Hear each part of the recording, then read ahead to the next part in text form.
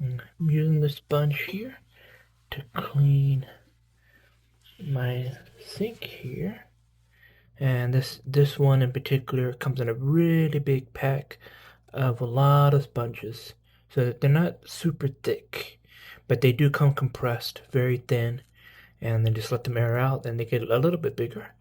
But I keep some here in the restroom, some in the kitchen. You know, whether I need to clean the counter, you just don't want to use every single sponge everywhere just for that one sponge.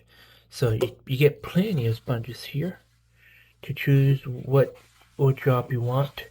And of course, it has the kind of the scour side and the softer sponge side. So it's very gentle. It scrubs, but very gentle on surfaces. So whether you're going to use it to clean glass or you're going to clean sinks, you won't have to worry about causing too much abrasiveness, scratches on the surfaces. So it's always good to have plenty. And yeah, just we all need sponges somewhere at some point.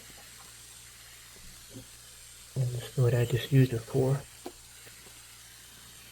I know that sometimes I noticed that, like this is just a brand new one I'm using right now, just brand new. I used some and it started losing the color.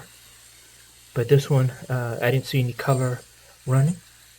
No color, like losing the blue color always coming out of it.